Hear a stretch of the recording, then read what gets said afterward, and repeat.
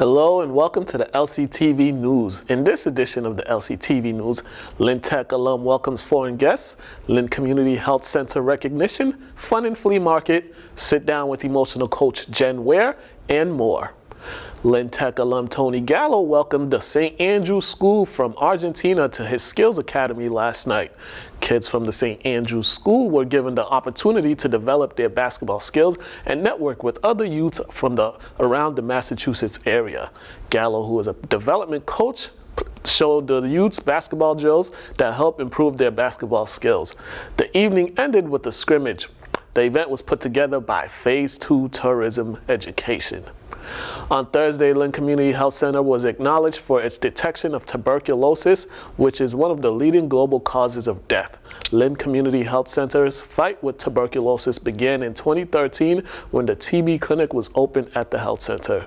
The health center received a 3-year, $1.5 million tuberculosis testing treatment grant. The grant will help with the screening of patients who were tested positive for tuberculosis. Mayor McGee, as well as other officials, were on hand for the ceremony.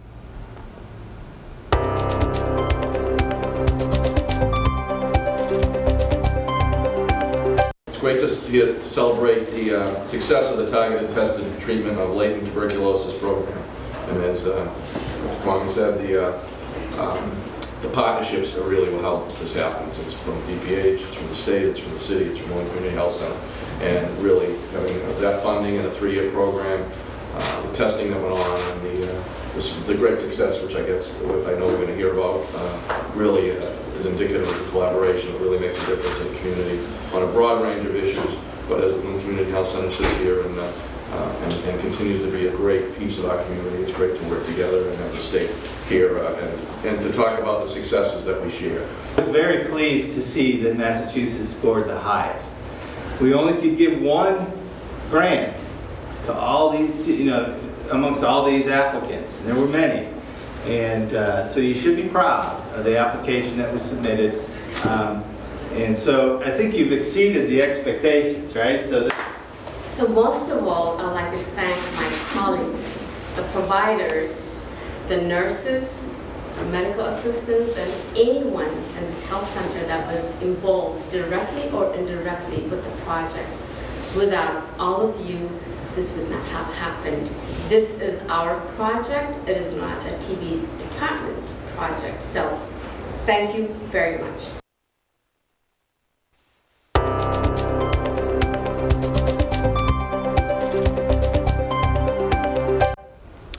On Wednesday, the Lynn Community Association hosted the School Committee Forum at Lynn Arts.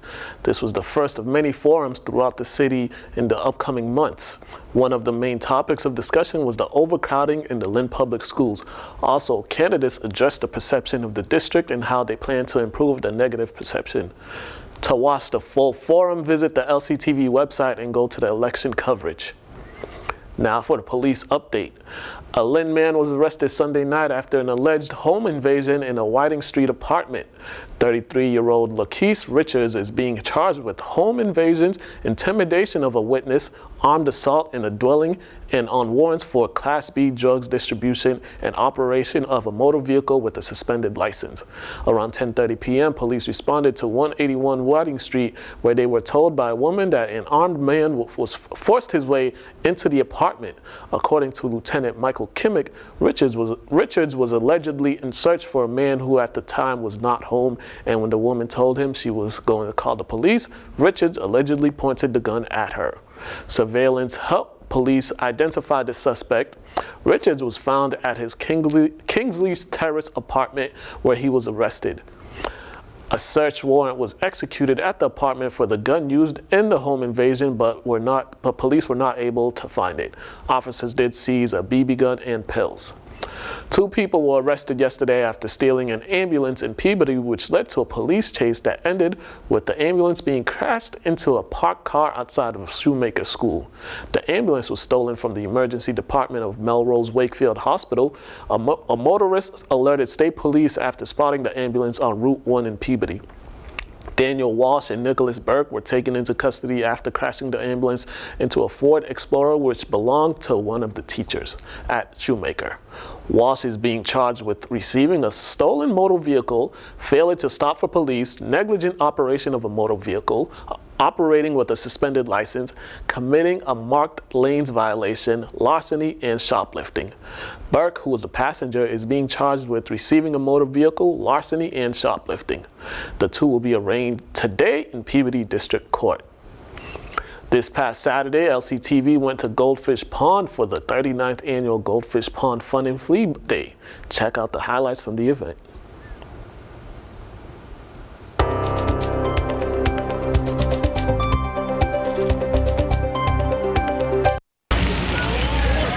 The 39th annual Goldfish Pond Fun and Flea Day took place this Saturday. Trish Green has been volunteering for this event since she was a teenager. I like to joke with people that are newcomers to the event that you have to work your way up on the type of volunteer things you do. So when I was about 15 years old, the first thing I did was help with the boats over there and help the kids get in the boat. And I've finally made my way up to food table, and this is as high as it gets right here. Residents who have moved out of Lynn always make their way back to the city to enjoy the flea market. People that used to live in this neighborhood years ago come back for this day. So we get to see people that, you know, return every year just to look around, look at the pond, remember the times that they had here when they were a kid. We grew up in Lynn. We out of Lynn for the last 20 years, but we always come back for Goldfish Pond Day. The flea market serves as a reunion for some and also a reminder of the great work that the Goldfish Pond Association does for the city and the community. It's always been a special day because we grew up right on the pond, so our house always faced it, and it just brings back great memories of all the kids coming down, playing on the boats and the jumpy houses. The association's made up of the neighbors, and they come down. They have teams I know of, and they come and they clean up cut the grass, plant the flowers, and they keep an eye on everything. They kind of took over back in the 1980s, actually, and they started as a smaller group then, but now I think it's grown pretty big, and it helps, and everybody takes pride in it.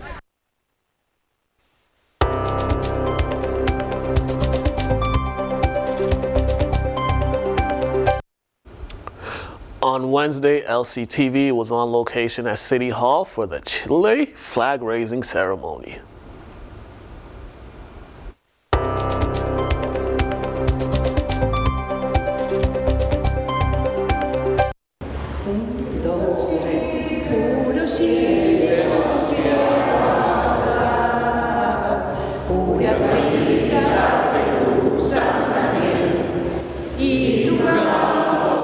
This is the first time we're doing this in City Hall, Lynn, and I think it's a pleasure to be here and very grateful, I think, to see you, all the Chilean people in the City Hall. Well, today we are celebrating 209 years of Chilean independence. These flag-raising ceremonies allow us to highlight the great diversity our city enjoys. Today we don't just celebrate the great contributions of the Chilean community to the city of Lynn, but also your traditions, culture, and a thank you for being outstanding members of our community. Well, in Chile they have these, they call them ramadas, that everybody goes out and they dance and they drink a whole lot of pisco sours and they get smashed and have fun. And today's the holiday, Independence Day. Tomorrow is Army Day. Friday will be the day of being a Chilean. Then, of course, they have to celebrate Saturday and Sunday because it's the weekend. We've been working these 40 years, and somehow, you know, we do have a big crowd in here in Lynn from the Chilean community. So that's why this year we decided, you know, to do it here. And thanks to the mayor, you know, he allowed us to raise the flag in here.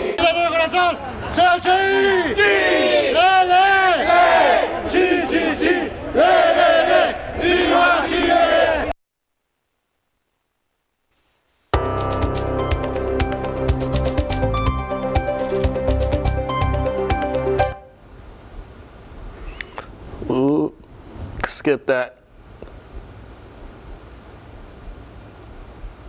All right, right there. LCTV was on location at Lynn Woods for the Lynn Police Lynn Fire Department Fun Day.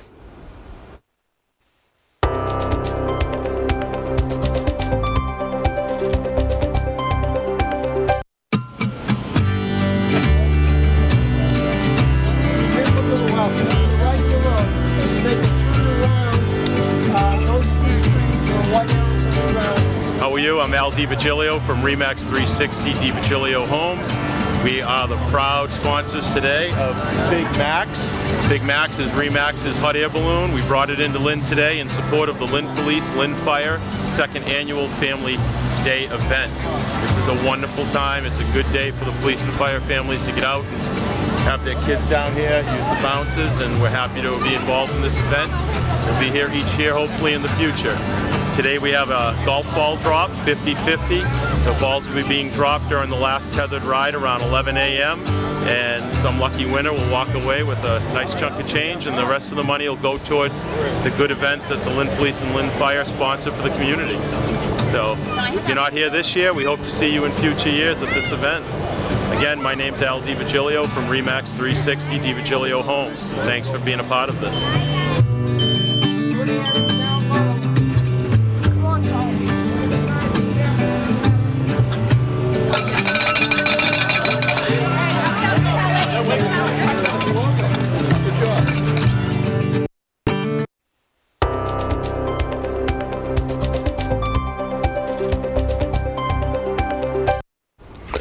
We sent a crew to the Lynn Commons over the weekend for the Family Fun Day.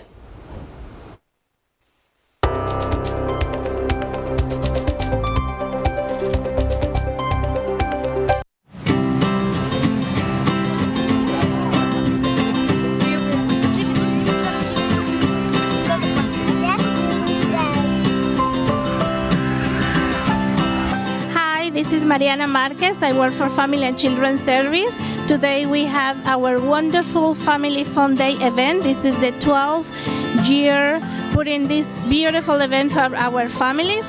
The best opportunity for families and community providers to spread the word about their services and for families to be engaged in different services. We have the Family Fun Day, we have moon bounce, children activities, many prizes. So thank you so much for your support. This couldn't be happening without all the generosity, especially for Easter Bank and all different community providers. Thank you.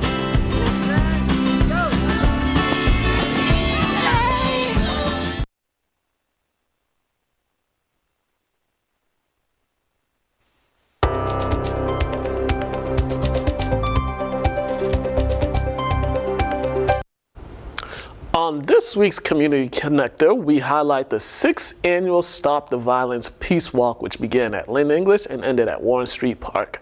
Here is this week's Connector.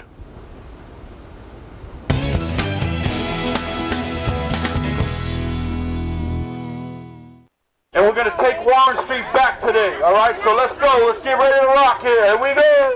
Stop the violence. Put the guns down. Put the guns down. Yes, this is our 6th annual Stop the Violence Peace Walk.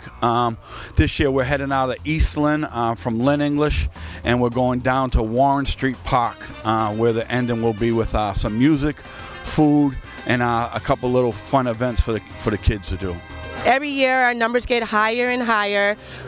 This year we're hoping for a big turnout, just given some of the recent incidents that took place over at one of our local playgrounds. So we are hoping that we can get as many people out today to raise the awareness of the violence in the city. We're hoping to get as many kids out to be able to, talk about what's going on in their community, and for all of us to come together today to take our community back. With the violence that happened at Warren Street Park, we wanted to make it an emphasis to make sure that we ended at Warren Street Park, and we're going to take Warren Street Park back today and let people know that that's the community's park, and that's what we're doing today. This is about people in this community coming together and standing together against violence, hatred, racism, and recognizing that Lynn is no home for any kind of hatred and violence. Violence is not normal. It's all about the kids, showing them love and stop the violence. Let me say this, right? Stop the violence. It ain't worth sitting in the jail cell. Trust me, I know. I spent 18 years in the jail cell. It wasn't worth it. You lose family, you lose everything. Stay out here, enjoy life. This is one that means the most. Again, given the recent violence that happened at the playground a couple weeks ago, this is a big one for us. There was a lot of stuff that went on with people witnessing that shooting. So we had a trauma center set up at our Connery School. The next day, the Stop the Violence Committee went right down and cleaned the park. We scrubbed the court, made sure nothing was left behind. The place looked unbelievable when we were done, and I take the hats off to the committee for just getting together so quick on a short notice and coming down to clean that park. We've had more people reach out than any of the other years wanting to be a part, if it's donating of waters or drinks or extension cords or just coming to walk. We've definitely got a lot more support on social media and other avenues to get people out here today. I think it reflects what the city of Lynn is all about. Not only today, but what we always have been. It's a great community. Our neighborhoods, our people, and when tough things happen, people step up and are there. We are very excited that the community always supports us every year, and we hope that this time around we're reclaiming our space. This is our city, we're reclaiming our city, so stop the violence, Lynn! Look around at the kids that are playing. That's why we do this. That's why I do the work that I do. It's for the kids, man. We definitely want to get more people involved. We want to build off of our committee. We now have a subcommittee that involves some high school students, which is a great start. We're hoping to continue to build this brand that we're doing here in the city, get more parents involved, more kids involved, and just continue to grow.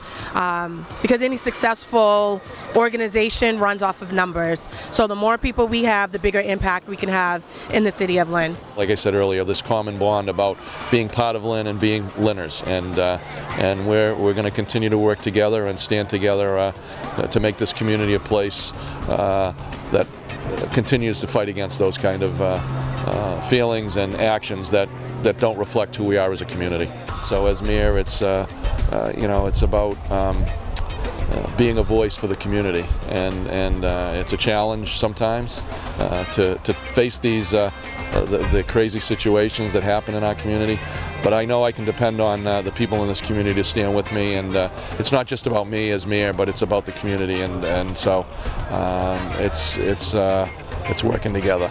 It's working together. It's standing together. We're not going to stand for violence in the city. We come together every year to say, hey, violence is not normal, and we will not do it. That's why we're saying stop the violence, Lynn. And we know violence is a problem throughout the United States, but we're taking care of our city right now, and we're going to have a celebration back at Warren Street Park. We got DJ Cisco's going to be there. There's food going to be there. Kids are going to come out. People that can't walk can meet us there, and it's going to be a great thing today.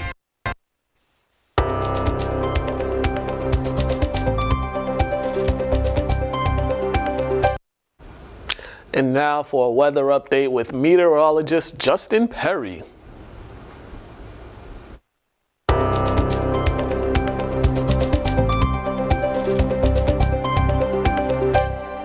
Happy Friday, September 20th, 2019. I'm meteorologist Justin Perry reporting for Lynn Community Television. Well, my friends, this is the last show of the summer, as fall begins on Monday, September 23rd at 3:50 a.m. But the good news is that the summer weather just doesn't want to leave, despite what the calendar suggests. And on that note, let's look at the headlines for this week's weather. And as you see, it's a welcome sight for many of you. We have a weekend with much above average temperatures ahead of us, a few showers Monday and Tuesday, and then back to more amazing weather later next week. Getting into the specifics, let's check out our pattern. For the week ahead, as we look at our pattern, we see a familiar sight. A large high-pressure system anchored offshore of the East Coast. The flow around this high-pressure system is clockwise, so on the western side of that high, we have southwest winds, which will bring warm air up from the southeastern states. As long as this high-pressure area is present, we'll have above normal temperatures in our region. Another familiar sight is the presence of a tropical system underneath that high pressure area. Hurricane Jerry will eventually pose a threat to Bermuda and then head northeast into the Atlantic Ocean. And finally, we have a storm track that is forced well to the north in Canada. And those storms will drag some cold fronts through the region on Monday and Tuesday. This high pressure system actually rebuilds once these storms escape eastward into the Canadian Maritimes, so a return to above normal temperatures appears likely by late next week. So let's look at the details in our weekly forecast. For today, sunny and light winds with temperatures near 80. Saturday, even warmer with temperatures bumping up to near 85. Sunday, borderline hot with temperatures 85 to 90 and southwest winds. Monday is the same as Sunday, but now humidity starts to increase. So I'm expecting another hot day, but a cold front will be approaching late in the day. Showers and thunderstorms will become increasingly likely through the day and especially into the evening. Given the probable nighttime arrival, the threat for severe weather is inherently low. On Tuesday, the threat for showers continues in the morning. Much cooler temperatures can be expected as the cold front will have crossed the region by this time. A high temperature near 70 is still nice for this time of the year. On Wednesday, clear and seasonal with a high temperature near 70 again. Thursday, we start another warming trend as the high pressure system reestablishes itself just off of the East Coast, and temperatures will be near 80 and upward, with a trend upward after that for next weekend. This is not a very fall-like forecast for what the calendar suggests, so get out there and enjoy it. On a side note, if you go to the beach to enjoy the warm weather or just see the large waves from offshore hurricanes Umberto, please observe them from a safe distance. Swimming is highly discouraged due to the rip current risk, plus lifeguards no longer on duty this time of the year, so you won't have them available to help you if things go wrong. Stay safe and enjoy the beautiful weather. That's a wrap for this week's 7-day forecast, and for Lynn Community Television, I'm meteorologist Justin Perry. See you next week.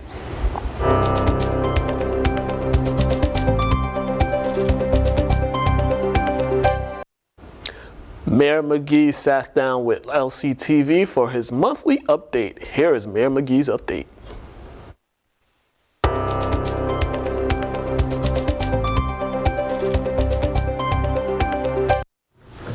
Hello, this is Mayor Thomas McGee.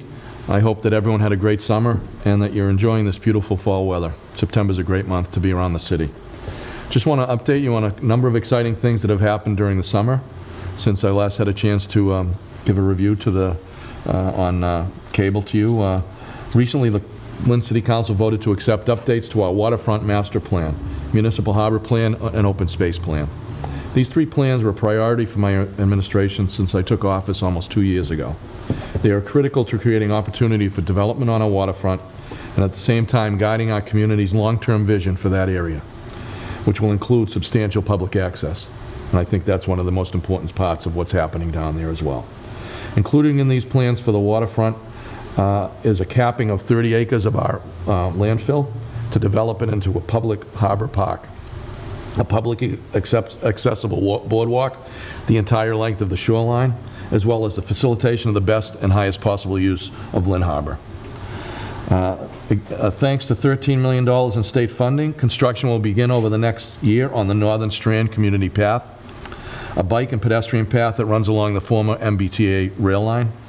The path will connect from the Saugus border into our West Lynn neighborhood, and ultimately through the downtown to our waterfront and beach, and will lead into neighboring communities as far as Everett and potentially with future expansion into Somerville.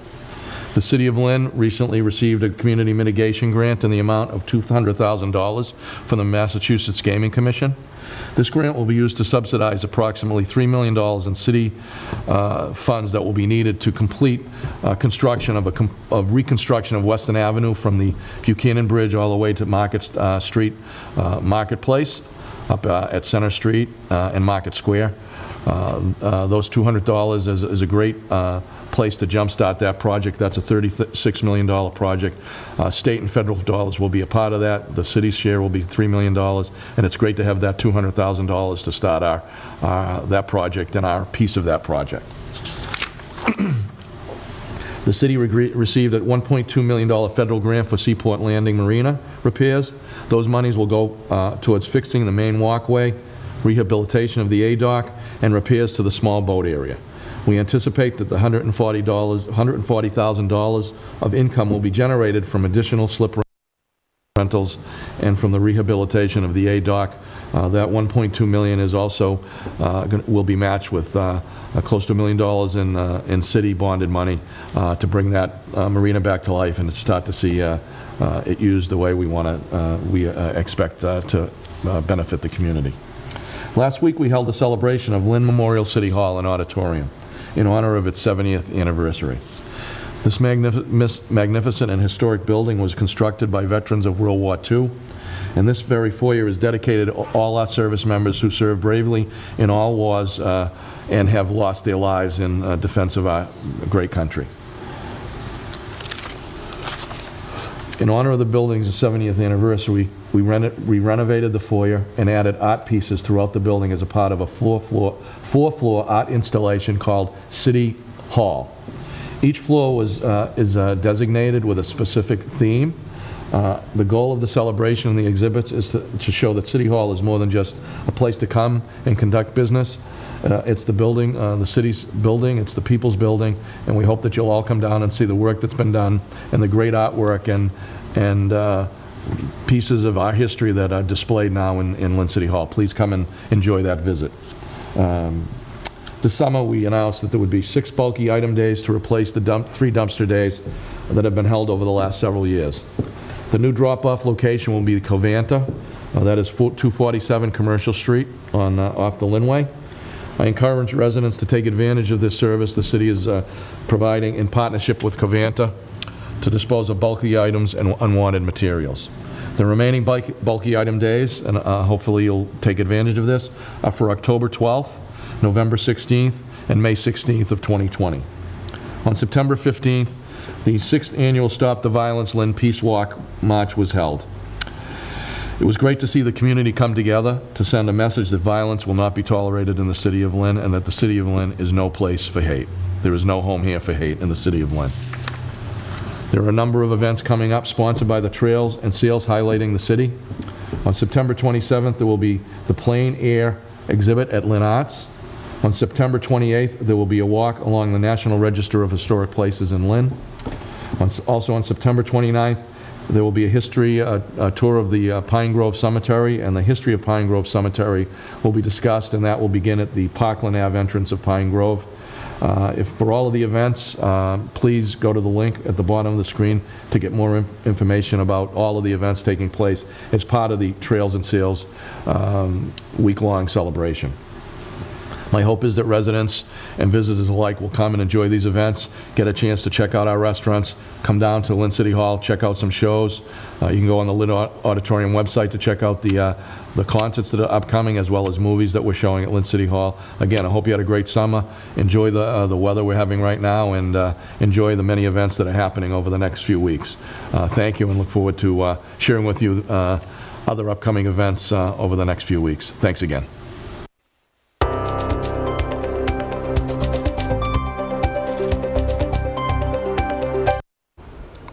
Now for the sports update. Lynn English Bulldog soccer team improved to 5-0-1 on the season after their 6-0 victory over Winthrop Thursday. The Bulldogs were led by Ryan Lima and Chris Lazo, who each had 2 goals and an assist. Bruno Cabral and Rodolph Joseph added a goal for the Bulldogs. Next up for the Bulldogs is a matchup with Danvers at Manning Field. The Lady Bulldogs are now 1-4-1 on the season after their 2-1 loss to Winthrop last night at Manning Field. The Lady Bulldogs look to bounce back Saturday as they take on Burke. Lynn Classical Rams soccer team are now 6-1 on the season after their 1-0 victory over Saugus Thursday. The Rams are off until next week.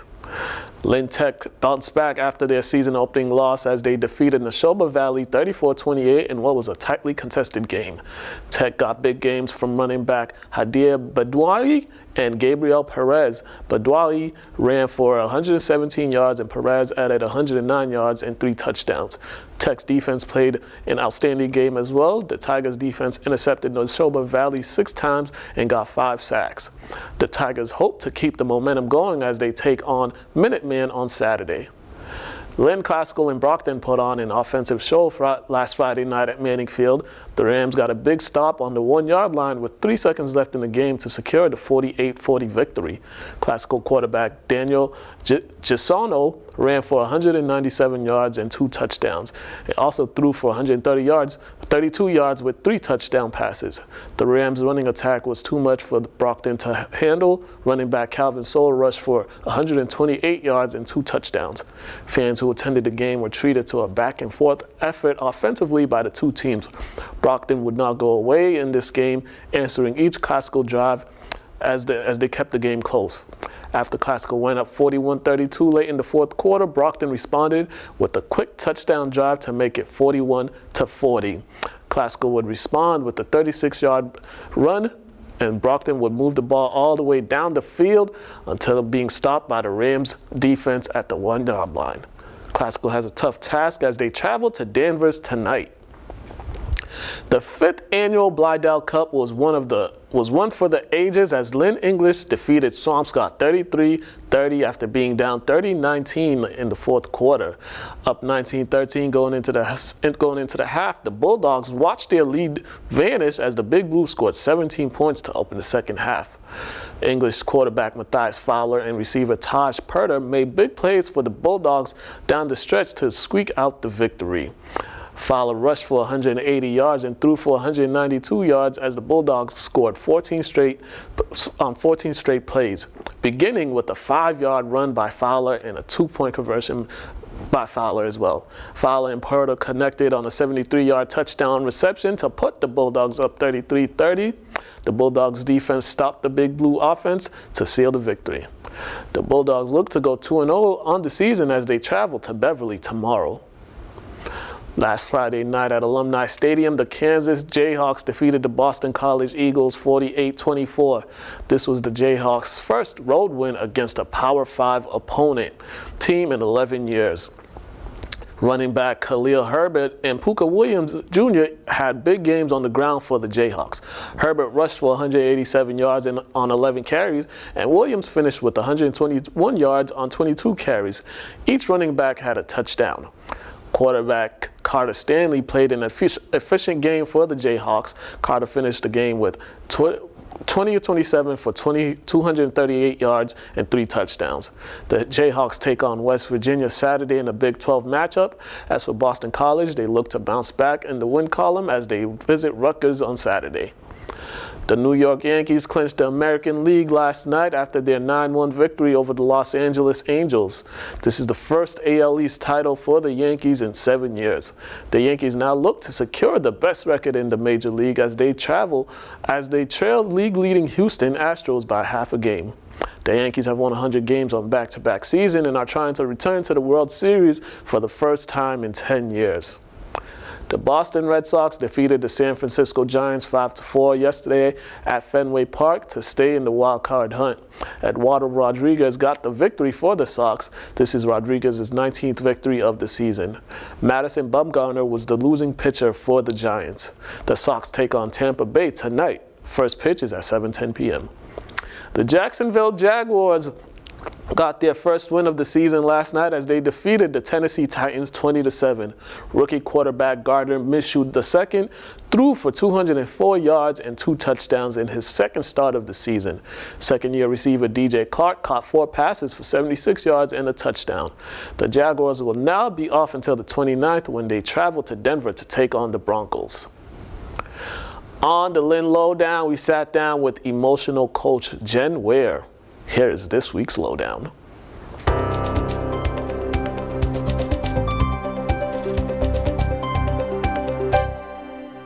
Welcome to the Lynn Lowdown. Another week, another episode. This one we're talking about emotional coaching with Miss Jen Weir. How are you doing? So good. Thanks for letting me come on here. Not a problem.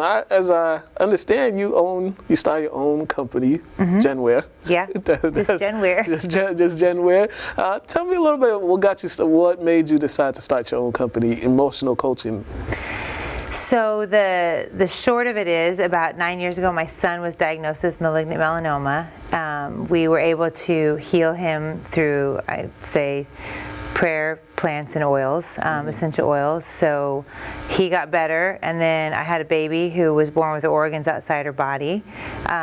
We had actually we had lost a baby in between some of our children. All of that to say there was a lot of emotional trauma. My husband was on antidepressants for a really long time, and utilizing the essential oils, we realized that actually we can heal from emotional trauma using that and some journaling techniques, some kind of mixed psychotherapy techniques mixed with aromatherapy, put it together. As I was diving in, I was thinking, I saw it worked on my husband, it worked on my son, and then I thought, well, shoot, this could work on other people. And so we started taking clients. I became, it's called Aroma Freedom Technique Practitioner, and then I became a life coach to go along with that, and wrote a course on helping people do trauma healing, emotional releasing, PTSD, all that kind of stuff in a 6-week program. Well, that's a lot. I know, right? That's a lot, especially for you guys to go through all that. And then, when did you guys officially launch the company? When did you officially launch it? I wish I could give you a date. Like this was the date. So I was a hairdresser forever, for about 25 years. So I would say, so when I was 19, I became a hairdresser. You automatically become a therapist. So, and you just talk to people, and it was just one client, and then all of a sudden now I have a business. I wrote this course a year ago, so officially launched that. Okay. I've been teaching emotional releasing for about 3 years now. And what are some things that you've learned as you've been, as the company's been growing, as you've been growing as an emotional coach? What are some things that you've learned along the way? So I've learned that most people have PTSD or some form of trauma, and they don't believe it. So I've learned that. I've learned that everybody needs some sort of emotion coaching in some aspect. If you just listen to their story for maybe a half hour, and you can kind of learn a little bit about them. And I've also learned that once people start getting free emotionally, it empowers them to live the life they were designed to live. Yeah, definitely. And some people, it's hard for them to open up emotionally, especially to other people. Yes. It's hard for them to open up to family, and then let alone to open up to other people. So how were you able to get people to get comfortable enough to just express themselves and not have any judgment by anybody? Because sometimes when people do that, they get judged. Yeah, that's such a good question. So I think really I told my story first. I went first. You know what I mean? And I said, no, my husband was almost looking bipolar on paper. I was a disaster as a mom. I grew up in trauma, and all this, and I told the story. And so then it's like, okay, you might know something. And then I create a safe space. So if you and I are talking, and I'm just asking you, how'd you grow up? Like you told me where you're from. I genuinely want to know, well, what was that like? Yeah. And then if someone is genuinely interested, it feels safe. You feel like, so just creating that safe space. I do a lot of my work online. Since we've moved here to Lynn, I've been blessed to be able to speak with people one-on-one, which is, I think once they realize, all right, she doesn't want anything, she just wants to talk. It's neat. I have people come over and just like, I'm having a really crappy day. Can we have a conversation? And they start opening up like that. Now, where do you usually, as you said, you do a lot of stuff online, but physically, where do you guys meet? Where do you guys come together to have these things happen? We have a space in our on the property where we live. It's it's like a 2-family place, so we rent the whole thing. And so upstairs there's a space that call it our studio or headquarters, whatever, but that's where people come, and it's like in the back of the house up in a little apartment space, and just a little community gathering that we do. Is it do you guys usually get a big crowd, or is it like a small knit group, or is it depending on the day or week? Lately, it's been kind of a big crowd. I mean, 8 people. Well, to me, that's big. You know what I mean? Yeah, that's big. Especially because when I started saying this is what I do for work, everyone's like, they're looking at our home, they're looking at how many kids we have, like, what do you do? And so when I share and I said we do trauma healing, everyone's just, can I come? And yes, of course you can. Yeah. Now, how is the rollout? How do you guys get people? How do the people get information about you guys? How do they find you and come? So you can go on our website, which is actually weirtexas.com. We used to live in Texas, so it was Weir and then TX.